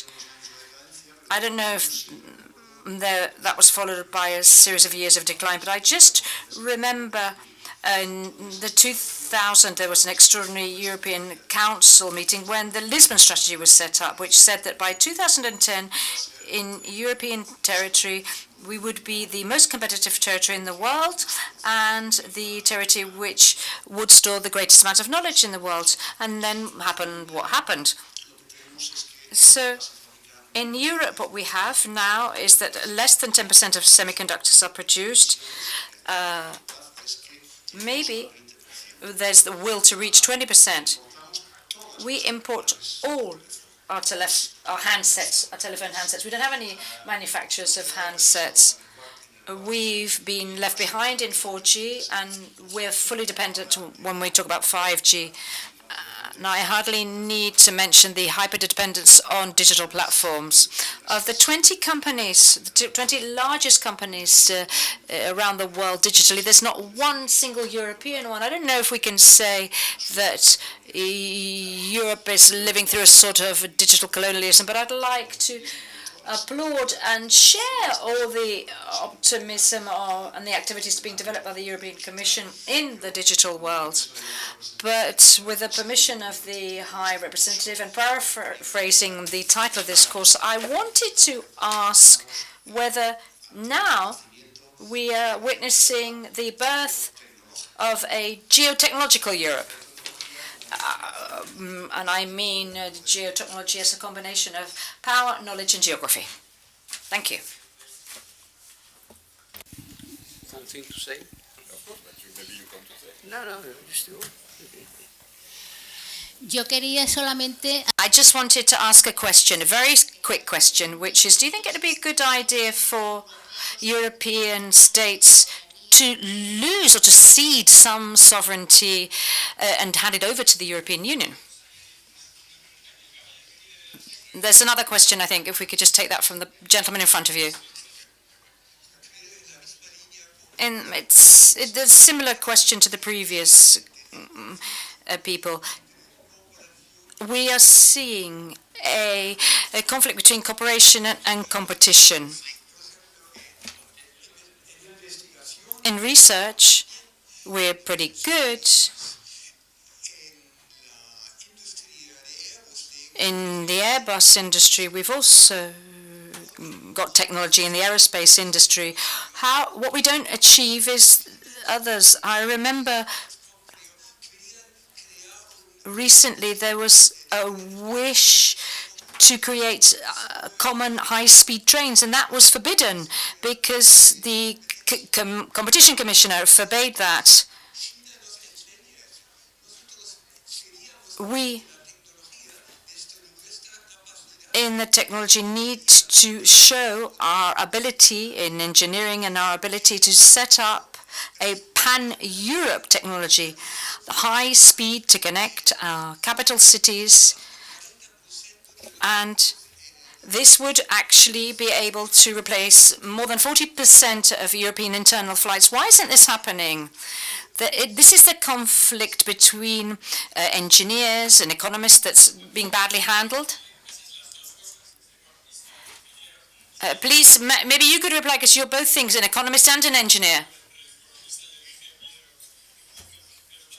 Can you please make use of the microphones? We interpreters actually cannot hear with this lack of discipline in microphone use. No, very quickly, because I think this is the three questions that are related to the same topic, more or less. I know that there is, or there was a tendency to say, in Europe, we are lagging behind. And by the way, this narrative was pushed probably by Europeans, but by all our best friends. And sometimes also best like-minded partners. Sometimes. I know. But it is not true. I'm sorry to say. We are not perfect at all. You're absolutely right when you said where we were in 2000 and when we are now. This is true. I just want to mention two things. First, we didn't speak about comment on dit, trouver les mots. En français? Non, c'est pas la régulation, c'est tout ce qui est I will come back. But we didn't, we let China in all the regulatory international bodies to take our room. I don't know why. Wait. Technical standards. Voilà, the tech standards. Sorry, thank you. We were very strong in tech standards in 2000, together with the US, and we let China and all others to take our place. And of course, now we started to change this because standards play an extremely important role in tech. And we have been too naive here. Maybe also sometimes, it was in discussions behind the scene with China and companies and also countries, we know, including in Africa, we know that. But now we decided to take back what we need, including to protect, let's say, our industry, because the standards is also a way to protect your IP, your know-how, and your expertise. But then, there's things which are not true, I'm sorry to say. I know that for 5G, you said we are totally dependent. It's not true. 5G was invented in Europe. And Europe owns the largest portfolio of patents. I know that some Chinese companies were trying to say the opposite. It is not true. So it doesn't mean that we don't want to start to be strong in 6G too, including with the US. And by the way, in the TTC, we have a joint program working together in 6G. Because again, our companies are very interlinked between US and Europe. So again here, I understand your point, but I really think that today, with everything we said, there is, let's say, maybe a wake-up call that we have been maybe too naive over the past 20 years, and that now we need to change this, and some call it strategic autonomy, open strategic autonomy. Behind these words, it means that we want to take control more and to find the right partners to do it. You mentioned high-speed train, and I know that you were mentioning, of course, one acquisition which didn't happen. But it's true that now we have a lot of new programs using new technologies, high-speed trains, supporting also hydrogen for bullet trains. So we launch these new programs. By the way, we launch also zero aircraft emission for Europe. So thanks to the Green Deal and thanks also to the money that we, as the Commissions, grant to member states in the Next Generation EU, we have a lot of big programs now that member states will be able to fund, including in your directions. So standards, vision, money, and yes, in the first 20 companies in the world, we have a lot of big platforms. I'm not sure that the valuation of these companies will stay forever, but what is true is that we have more technologies that is related with the market value of our companies in Europe. That's probably a problem, I agree. But in terms of R&D, capacity of R&D, and innovation, I really want to tell you that we do not lag behind. But we need to work here also, the world, together. Sure. When I hear these questions, I remember this article that I read recently. It was describing European leaders coming to the United States and saying, oh my gosh, we're being swamped by US technology. There is an authoritarian country that is exporting key technologies to third countries that are freighted with ideology. We need to close the technology gap with the United States, and how can we work together with the United States while also developing our indigenous technology? This article was from 1966, and it was talking about mainframe computers and IBM. So this issue, and of course the authoritarian country was the Soviet Union. So the question or the perception of inferiority on technology is not new in Europe. It has been around for decades. And as the Commissioner mentioned, this space is very dynamic. The two largest growing platforms, social media platforms, are from authoritarian countries, right? TikTok and Telegram. So if we start to anticipate trends rather than thinking about things with I would say almost a 2015 mentality, where there was a great preponderance of, for example, US technology, I think that'll be key. And anticipating those trends is important for Europe right now as well. And I know that the Commissioner has spoken on this because the next thing to happen is a big IoT revolution. And that is going to have a massive impact on Europe's innovation industrial base. There was a former German economic minister who liked to say, and I love the quote, I don't know if it works, but she said, you know, in the Internet of Things, the United States has the Internet and we have the things.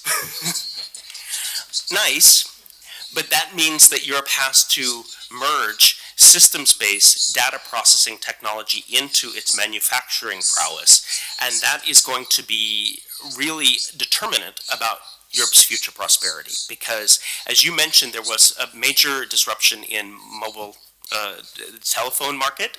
Nokia used to have a preponderant domination. The original adopters of cell phones in the 90s were the Italians. That's one of the reasons why they were such big standard setters in GSM. So anticipating those trends is really important. And then on technical standards, the US and Europe have both woken up to this as a field of geopolitics. There's an election next month at the ITU for the new Secretary General and Deputy Secretary General of the ITU. It's currently headed by a Chinese national. And the United States is running a candidate against a Russian candidate for the Secretary General position, and a European is running from Lithuania for the Deputy Secretary General.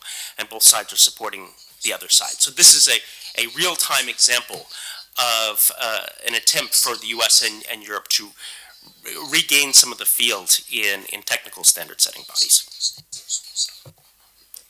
Tenemos justo 6 minutos porque el comisario se tiene que ir a las 12, así que una... We've got 6 minutes left because the Commissioner has to leave at 12 o'clock on the dot. A very, very quick question. Please make them quick. Those kind of questions end up with a question mark. Not a comment, not a remark, a question. Fraguas, for Mr. Breton. Following the question about whom is better to depend on for Europe regarding technology, the US, China, or nobody, Mr. Thierry Breton has generously shared his experience with the United States or the government of China when he demanded to free the European private operations that were blocked to the Minister of Trade of China. I think we understand better that reality. Our Secretary General of the United Nations keeps on telling us every day and the day after not to do business with those country rulers and owners of companies that systematically violate the human rights, do acts of crime against the environment, and acts of crime against humanity, like Putin. Mr. Breton, here is the question. What is the line to stop those business for administrators and owners of big corporations like buying gas and oil or to provide technology for Putin's weapons? When are the administrators and owners of big corporations ready to shrink belts? Where is the line not to cross to defend our fundamental values recognized by law? Thank you very much. Gracias. Había una pregunta por allí, una más, he visto. Thank you. There's a question out there. Aquí en la primera fila, por favor.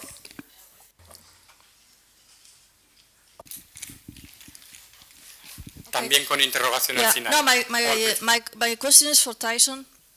You refer to the high-level expert group of the Commission on Artificial Intelligence and rules, etc. I have been myself in the high-level expert group of the European Open Science Cloud, where we developed the architecture that has been founded for 10 years from CERN for Data Distribution and Computing Federation. And this we have given for free as open source to the US and to China. Yeah? So, of course, we didn't want Palantir in Gaia-X, right? Because those are working for the NSA, and this is perhaps a too dynamic environment for us, right? But in general, I think we can be very pragmatic in Europe. But from your perspective in the US, and this is the question, what we are missing, at least from a scientist, is that there is a layer of companies that adopt and exploit as a business what we do in the research centers, right? So this is, for me, the open question at this moment, if there are changes on those policies. Amazing question. Thank you. So maybe Tyson, short answer, and then Tyson, una respuesta breve. Unfortunately, Okay, but so no, we close then. but the first question, we had a lot of discussion in the Commission on this very question, and finally, Ursula von der Leyen mentioned this in our last State of the Union speech, that we had to work on a way to make sure that companies which are working outside of Europe work with suppliers, for example, which respect our own constraints, law, rules. And we did it. We did it with my colleague Didier Anders. It's done now. It is now in discussion. We finalize it. It is now in discussion with the Parliament and with the Member States.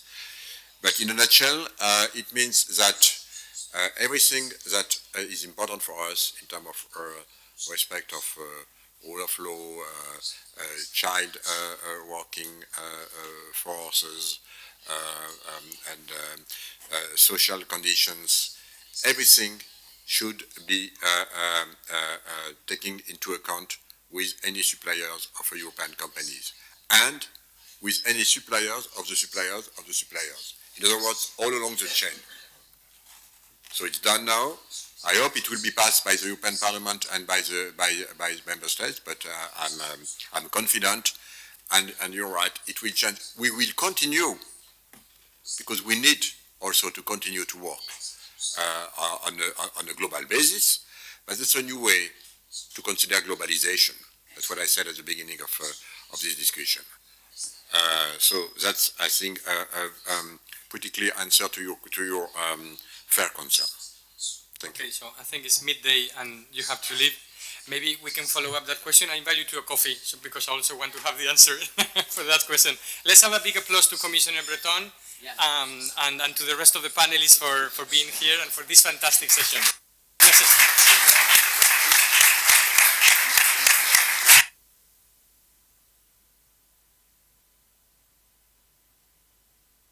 Bueno, el tema no se ha agotado. We will continue discussing this issue.